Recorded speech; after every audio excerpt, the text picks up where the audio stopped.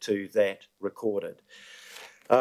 Councillors, we now come to item number 12, recommendations from the Regulatory Committee, Trade Waste, the statement of proposal. And if I can have council officers at the table, and once again request Councillor Cooper as chair of the committee to introduce the item.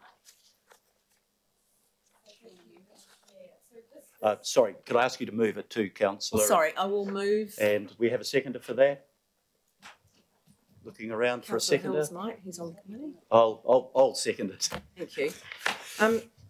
Thank you, Mr. Mayor. This is asking the governing body to adopt the Trade Waste Bylaw statement of proposal to go out for public consultation. So hopefully this won't be as contentious because it's actually sending this out to the public. We are required to complete a review of all bylaws within 5 years of being made.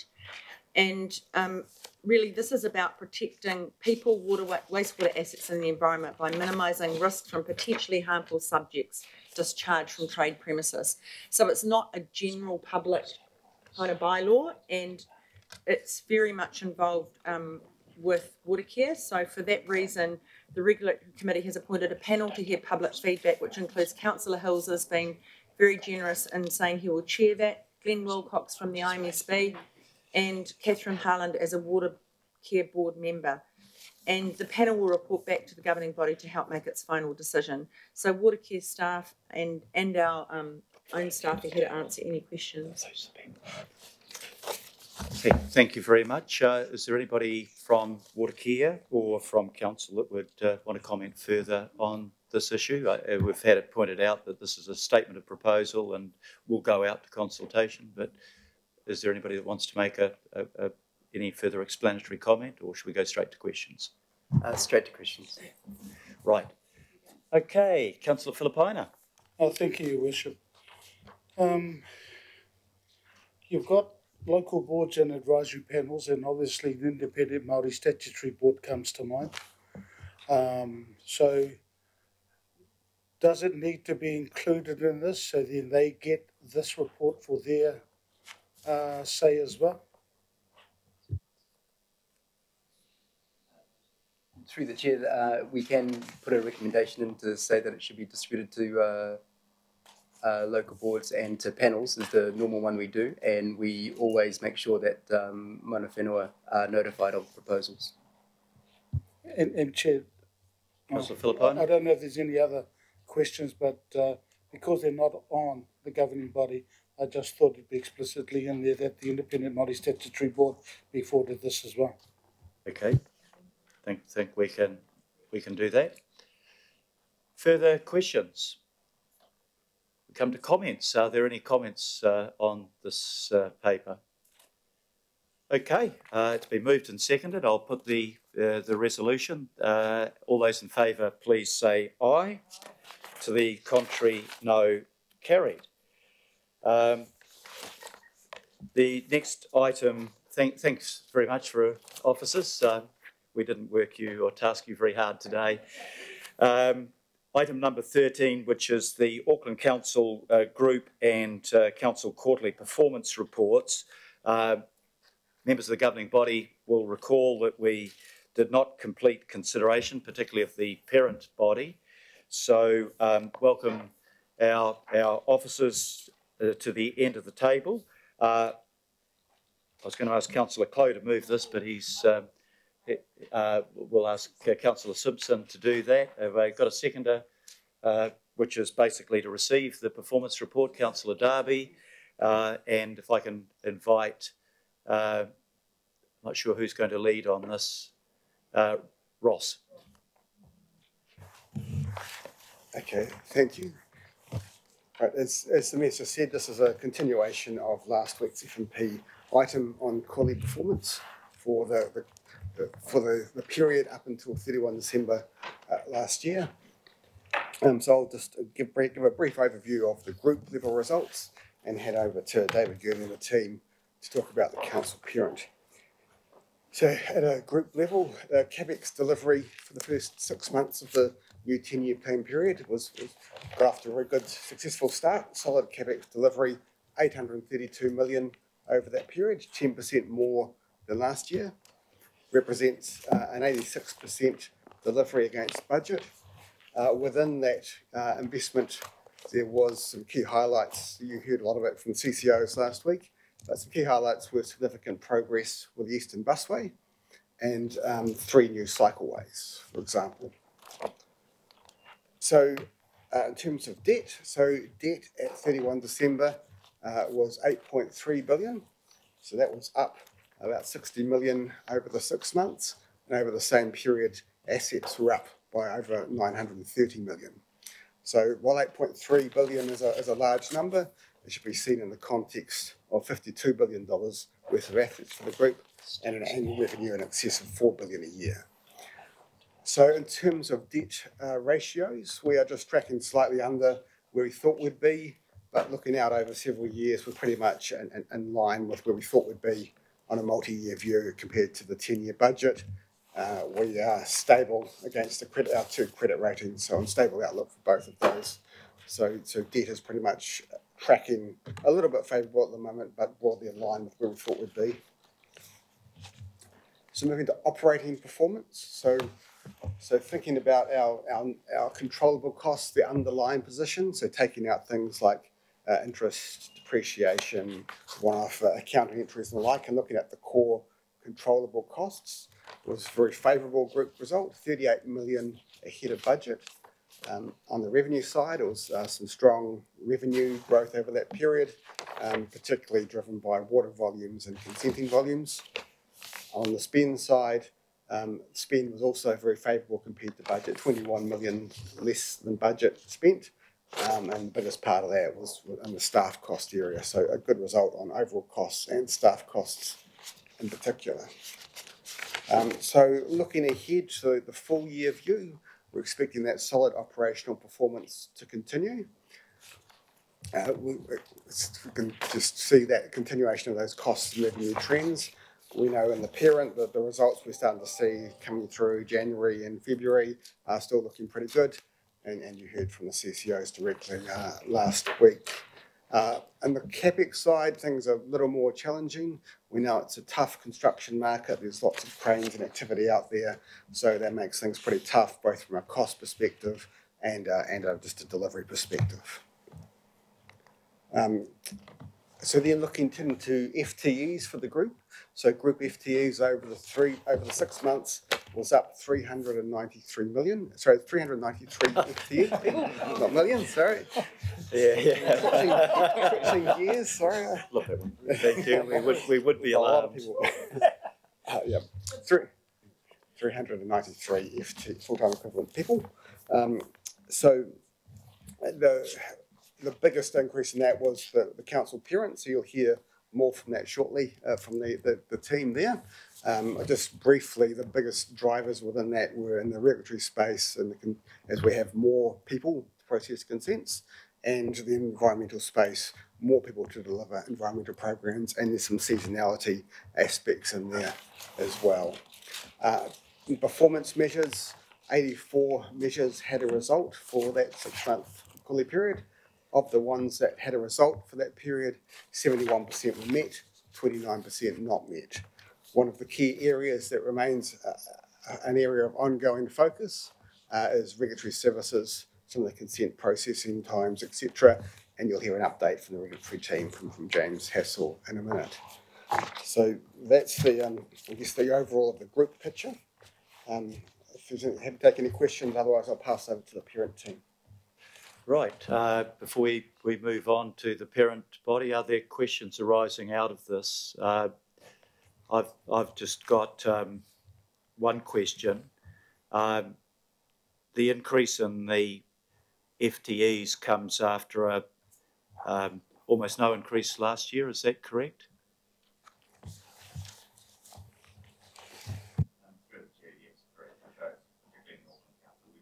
Yeah. Secondly, the biggest percentage of these increases are in regulatory areas such as building consents, and that is self-funding. Is that accurate? Correct, yeah. Part of the increase, as I understand it, is also insourcing of previously contracted out work with a saving of $2.5 million. What sort of numbers are you talking about in that area? So that's primarily in our ICT function. My understanding is about 40 or so people, but there's a paper coming through to APR VFM to provide a lot more detail in terms of those numbers. And another major area of increase, I understand, is in the environmental area, consequential upon our efforts to through the targeted rate on water quality. So, and miscellaneous, I guess, like the Westgate Library. I suppose if we open a new library, we need to staff it as well. Local members, that's fine. That was just my one concern, but there seems to be a clear explanation. Councillor Filipaina, you had some questions? Just one, Your Worship. The Auckland Transport, there's 33. Where did they lose the 33 staff?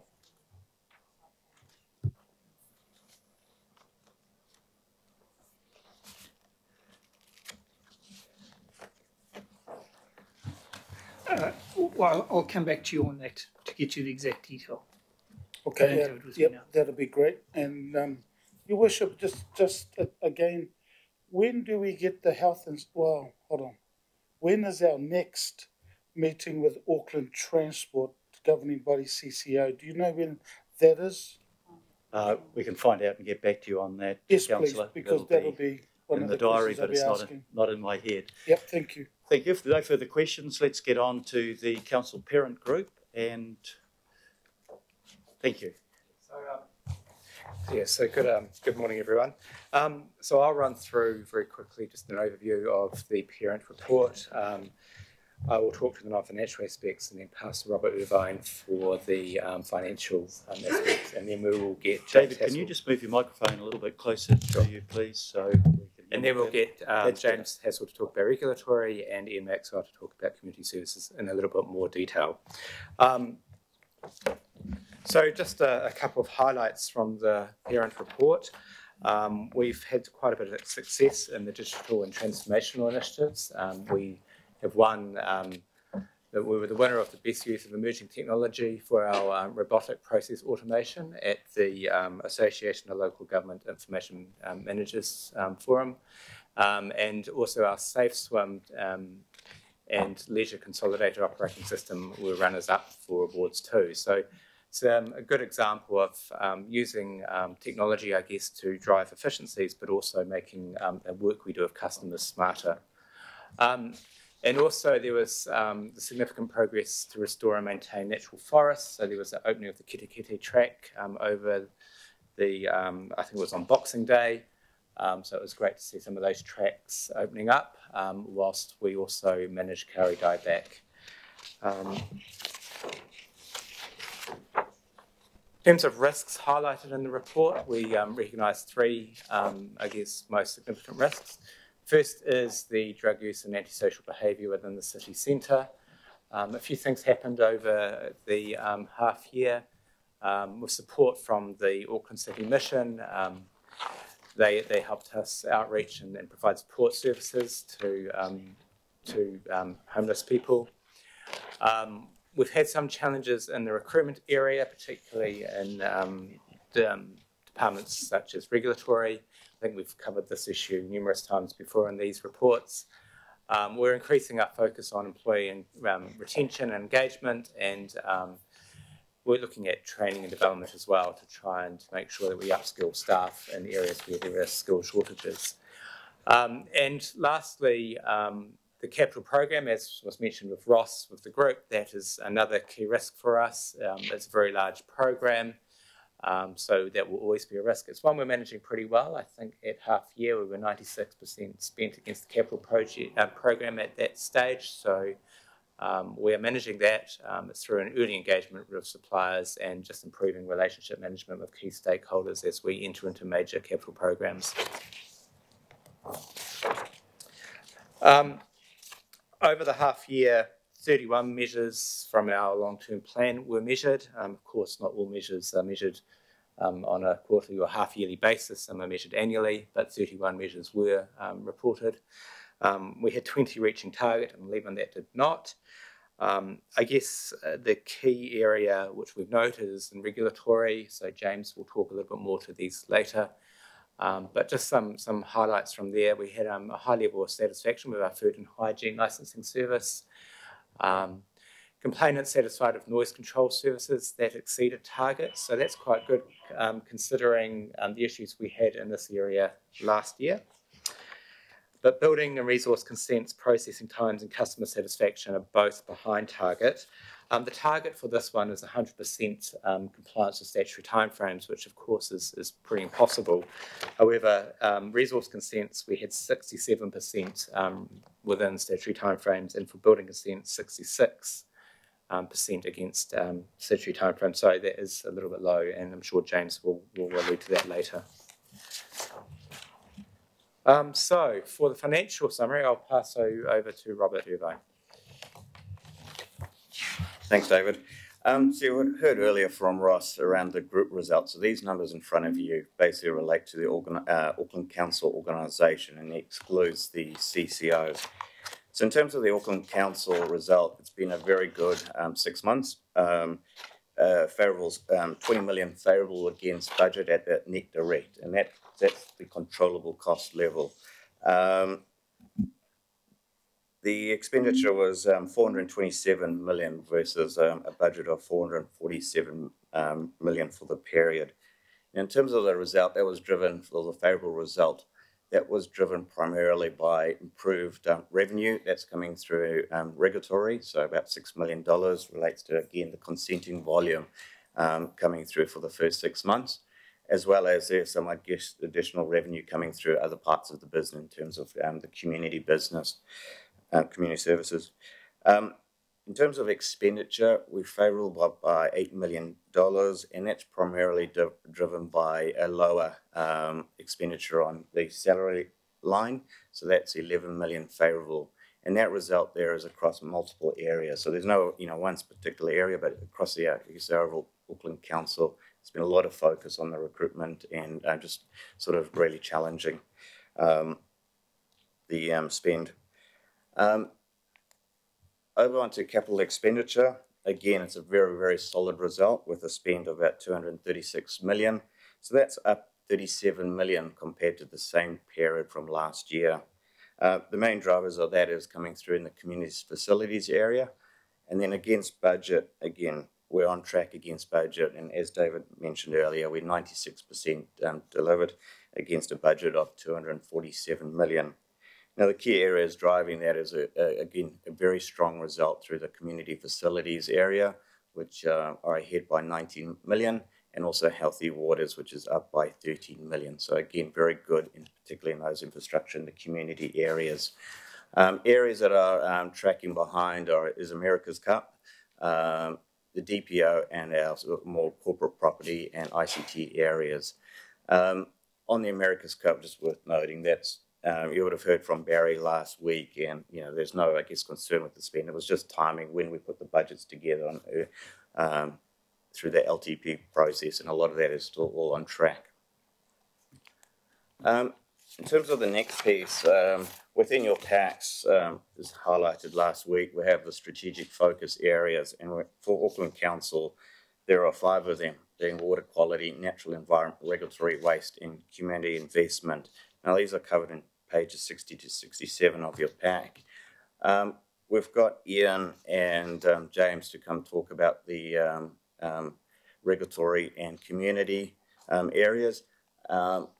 Water, we're not touching too much on the water quality and the natural environment, because those have the separate papers that have recently been through to the Environment and Community Committee around some more detailed reporting. So we thought it would be good just to give a good update in terms of the regulatory and the community space.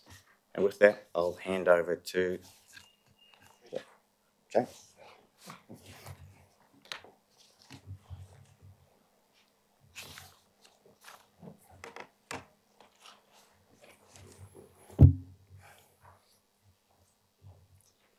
Well, hello again, everyone. I've been here once already. This one's a more challenging presentation to give because there's no way of gilding the lily. our metrics are stubborn in terms of the regulatory space, especially in the building consents and resource consents areas. Without wanting to be defensive or to give excuses, we do need to remember the environment that we're working in at the moment, and part of that environment is the record high levels of consents that are coming through the system. Also, the consents that we're dealing with at the moment are of increasing complexity. Complexity equals longer time to deal with an individual consent. So I'm just getting signals to speak up more loudly. Okay, thanks. Thanks, Phil. So there's not going to be one thing that's going to move the dial in this space. We're dealing with a very complex system of issues, but there are things that we're doing. We're not just sitting on our hands and saying, oh, the sky is falling. We can't do anything.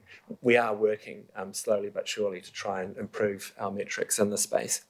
So, as I said, a basket of different initiatives. We've got IT improvements which are happening, and I'll talk about the Inspect project in particular, which I get quite excited about when I see it, because I think it's a very nice success story. But there are a whole range of other IT improvements that are happening.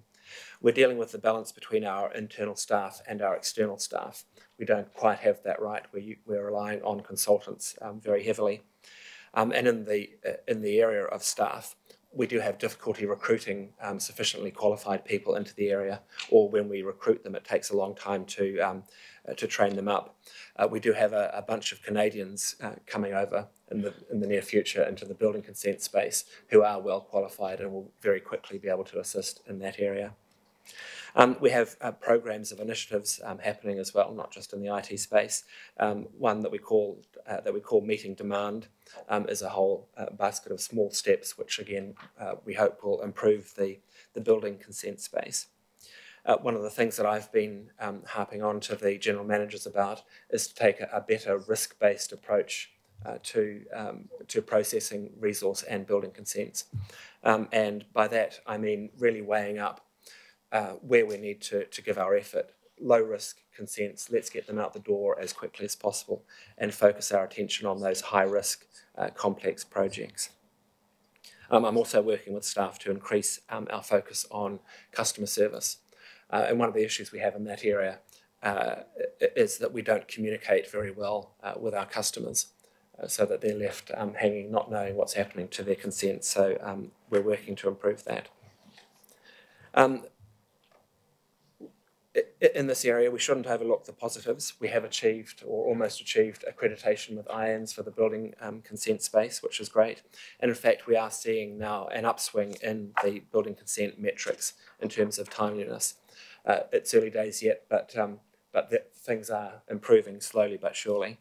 And also, we shouldn't forget that the Regulatory Services Directorate does cover liquor, dogs, and food, and all of those areas are performing very well. If we can move on to the next slide.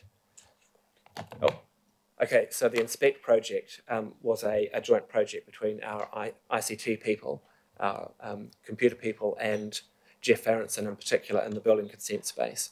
And it's a tool which the inspectors have on their portable devices, which enables them very quickly and efficiently to work out what they need to focus on when they're inspecting, to record the inspections very well and very quickly, and to get that information out to our customers in a very timely fashion. There's a whole lot of metrics there. We are carrying out 160,000 inspections per year. We're inspecting 16,000 swimming pools. And this app, I guess you could call it, is helping us achieve better efficiency in that area. It was launched in February, and the purpose of this slide is just to show you that even though we launched this new software, there was barely a dip in the amounts of inspections that we're carrying out, and in fact, things have increased since then.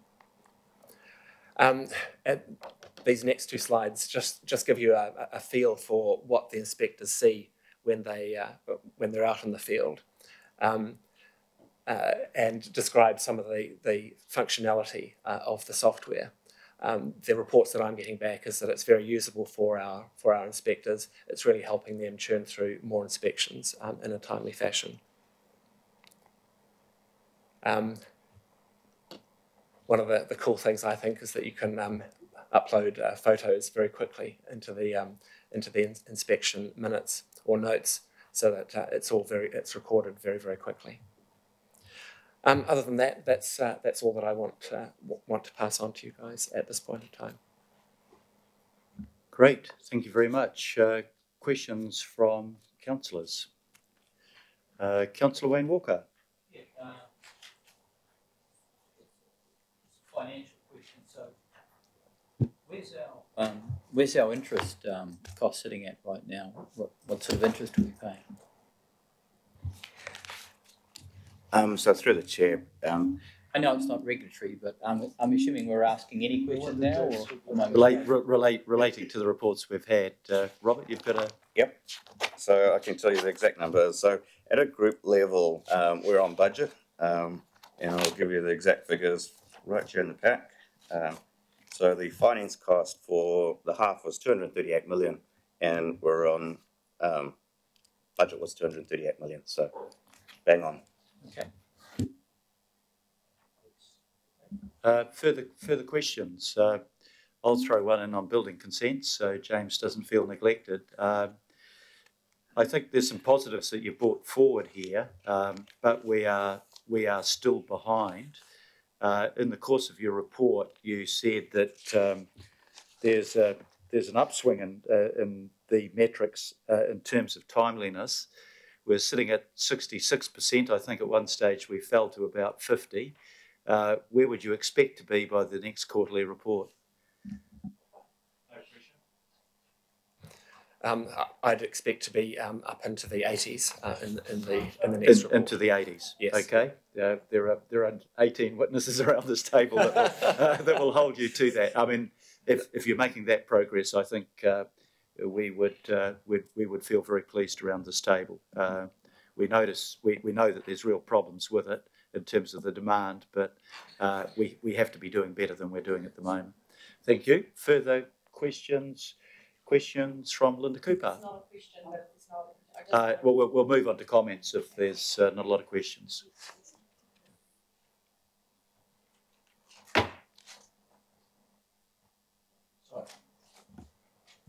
Desley and then Linda. I've got a comment, Your Worship, and it's really a big pleasure to move this report. My comments are a number of areas, but I want to start by thanking the staff who've worked incredibly hard in this department to keep us on the straight and narrow, for want of a better word.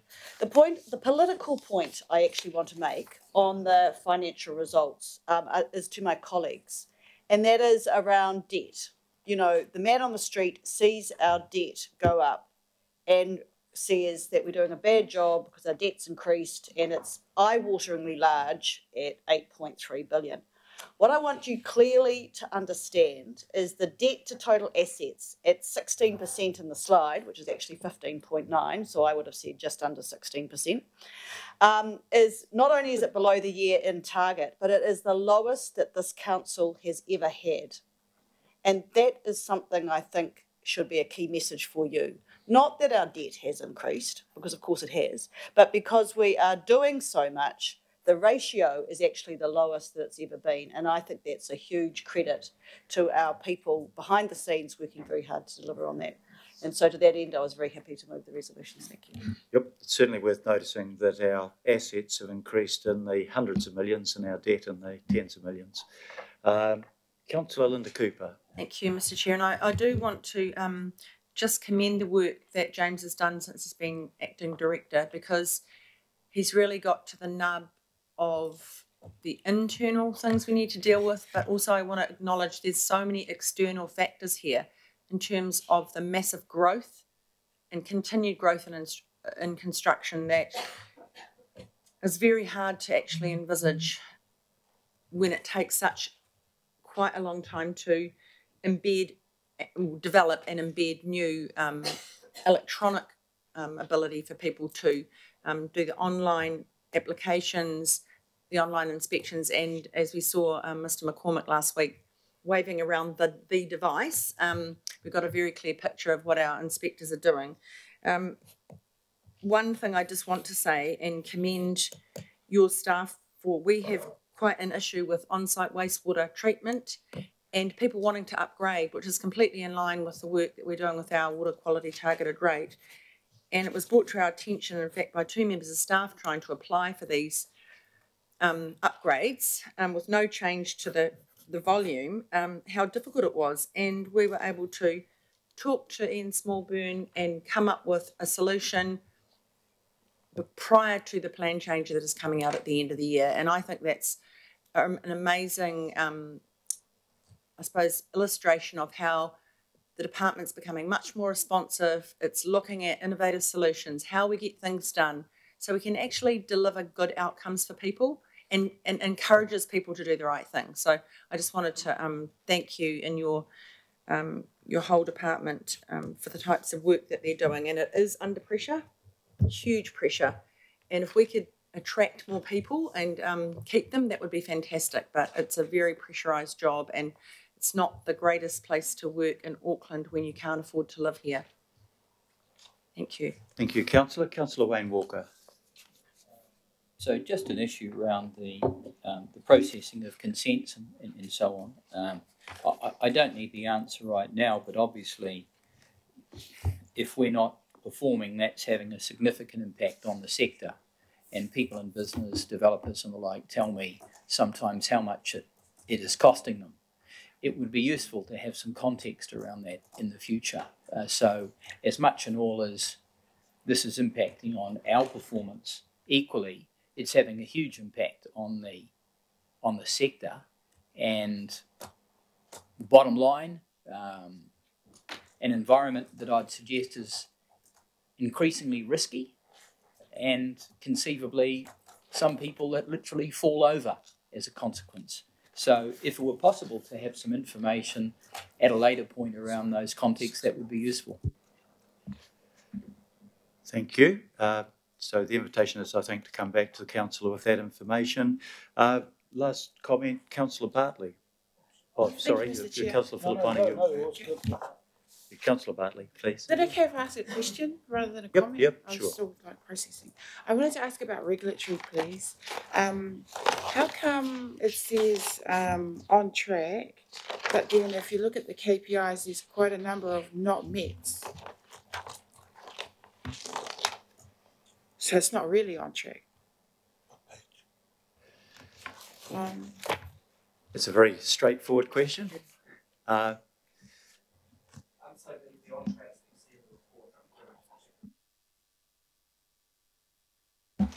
James, microphone, please. Sorry, the on-tracks that you see in the report, there are particular programs of work which are on track, which we've highlighted in this report, but our overall metrics in terms of timeliness and customer satisfaction in the building and resource consent space are not being met at this point in time. Thank you. Councillor Filipaina. Thank you, Your Worship. Look, my question, and again, I'm like Councillor Bartley, I just wanted a question. And with our debt, and it was mentioned just around comments, with our debt, if there are any decisions made post this quarter, will they, like for example, grants to organisations, will they have an effect on our debt as a result of any decisions that get made from here?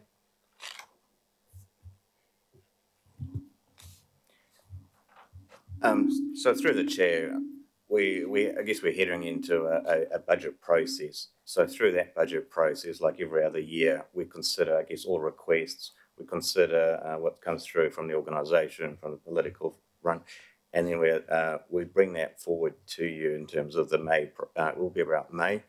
As part of that, then we are looking at those. What does it do to debt? What does it do to the overall numbers? And that's when you get presented with the overall impact of that. Thank you very much. I'll put the motion that we receive the Auckland Council Performance Report. All those in favour, please say aye. To the contrary, no. Carried. Councillors, we've got one substantive item left on the agenda. So we can probably conclude this if you're happy to carry on. We'll go slightly beyond our normal time without a break, but if everybody's happy with that, I will move on to item number 14, which is the July conference of the Local Government New Zealand for 2019. If I can invite Warwick and Marguerite to the table. I think Warwick's here somewhere. No, you're on your notes, Marguerite. This morning, before I invite you to speak to the paper, I'll move the recommendations. Do I have a seconder? Councillor Darby and Marguerite, if I can ask you to speak to the paper and the issues we need to determine today. Thank you, Mr. Mayor. So this is a paper about the annual LGNZ conference. The decisions that you need to make are who the delegates for all Auckland Council are going to be to vote at the annual general meeting. There are 4 delegates in total, and also decide who will attend the conference.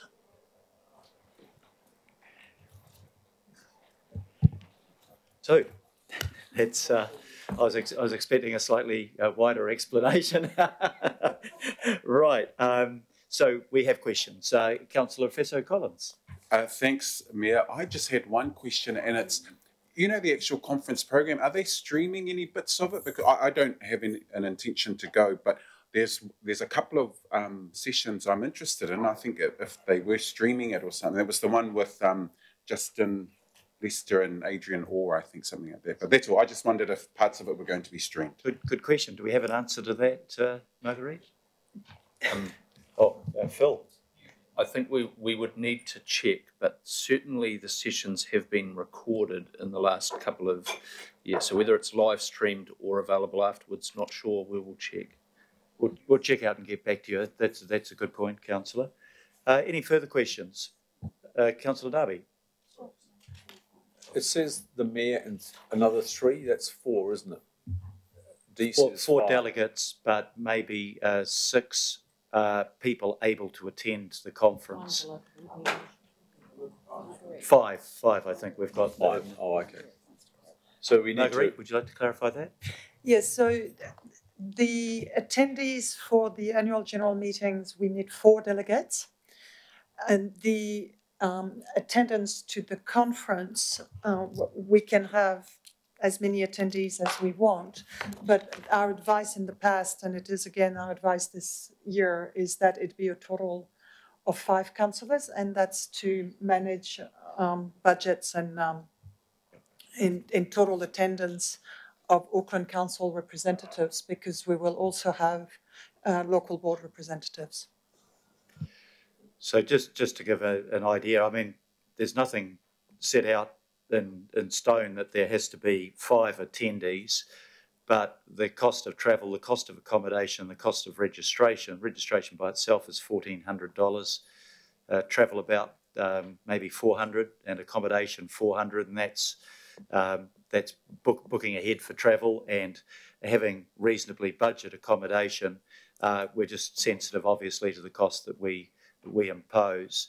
Of the 4 delegates, one generally in recent years we've had the practice of appointing somebody from the local board. Last year it was Pippa Coombe. So we'd be having 3 governing body members plus 2 other who are delegates plus 2 other governing body members who might wish to attend is what we're planning for. But there's a little flexibility around that if councillors desired. Councillor Filipaina.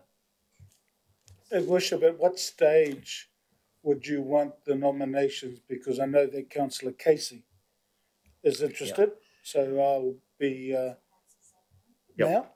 Now is the short answer. Now? Oh, yeah. Well, I nominate Councillor Casey. Well, just before we get into that, you're welcome to do that in just a minute. Councillor Darby, you've got another question?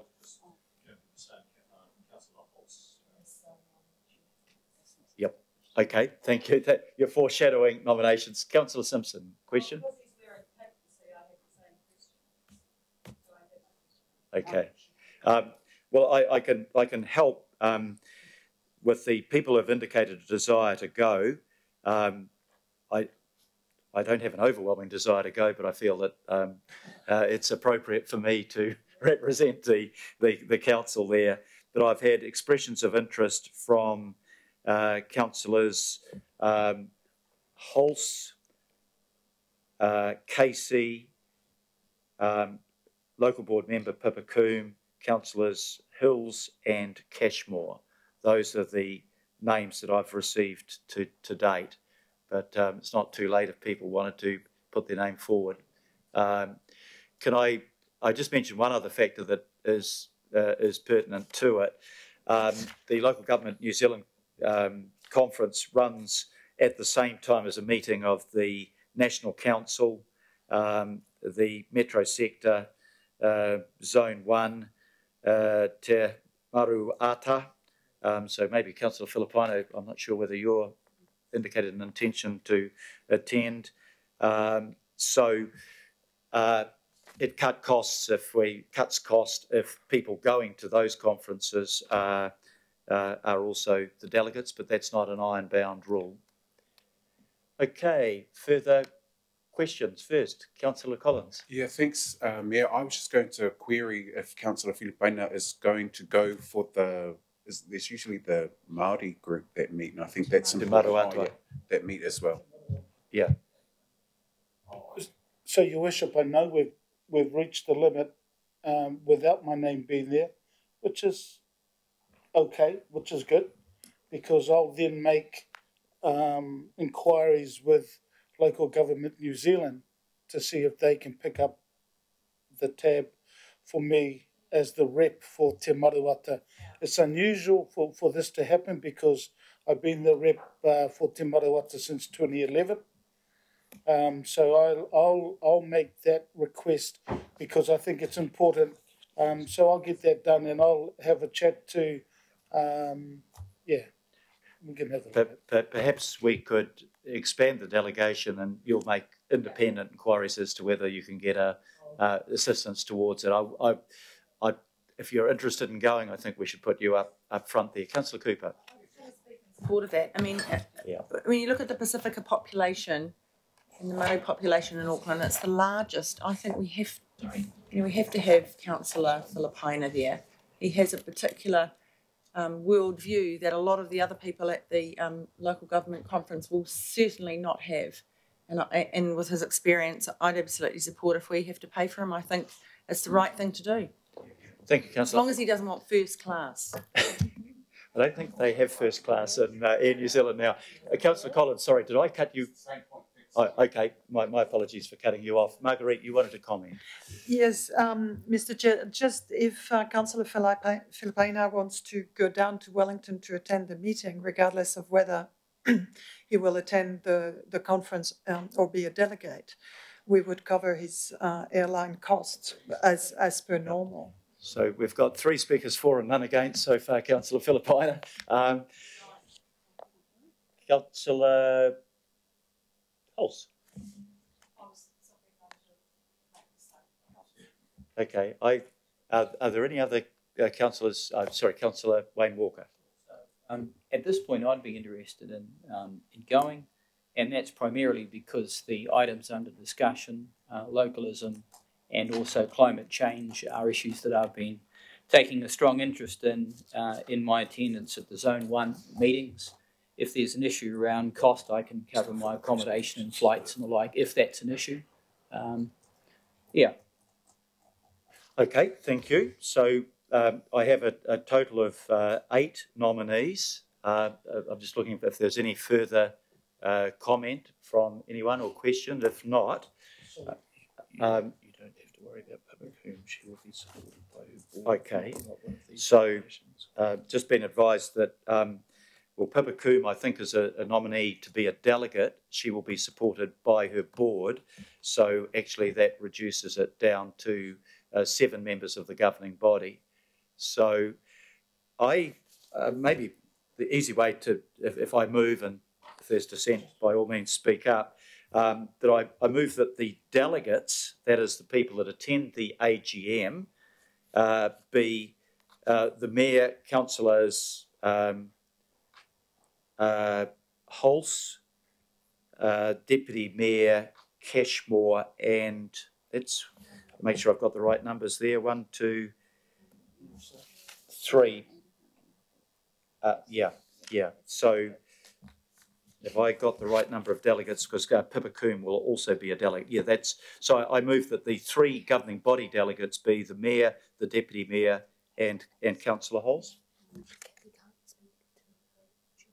Oh. Yep. Yeah.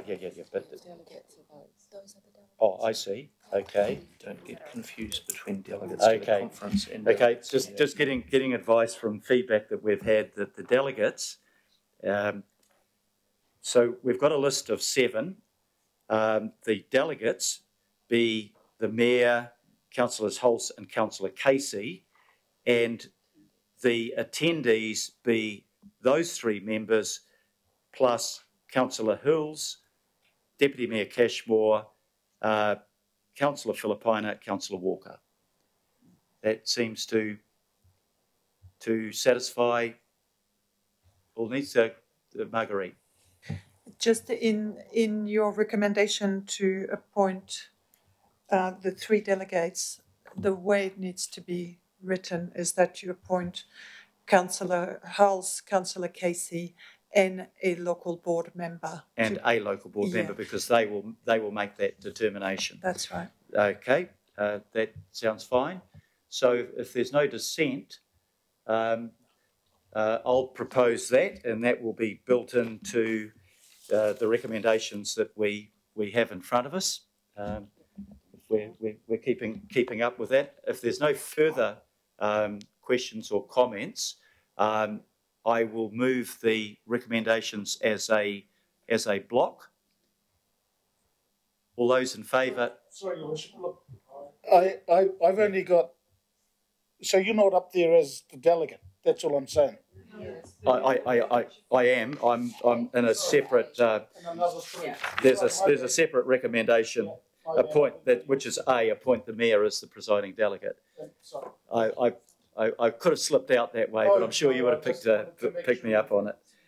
Okay, so I'll put those recommendations. Sorry, Marguerite. Sorry, Mr. Mayor. We just need a little bit of time to put the names up on the recommendations before you put it to the vote. We will pause.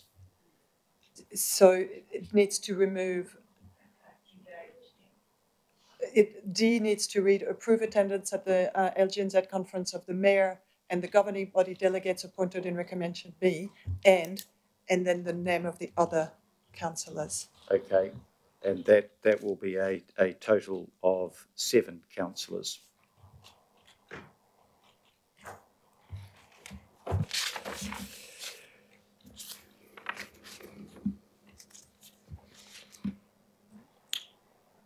We're still,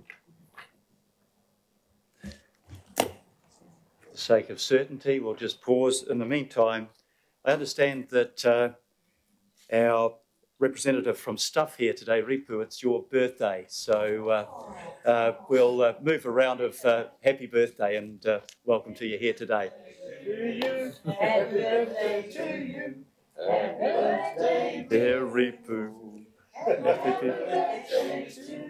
I think that's a first, actually. I don't think I've heard councillors sing to a member of the press before, but best wishes for the day. Okay.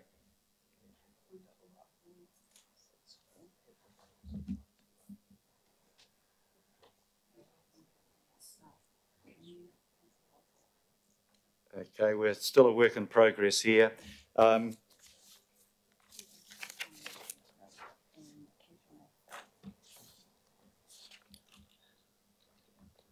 We do need to get it right, so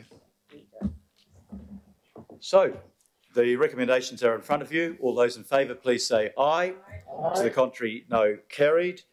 We come to the last item on the agenda, which is the summary of governing body information, memos and briefing. I'll move the motion accordingly, seconded by Councillor Collins. There are no discussion. I'll put that motion. All those in favour, please say aye. To the contrary, no. Carried. And thank you, councillors, for a very good meeting. And I think lunch is probably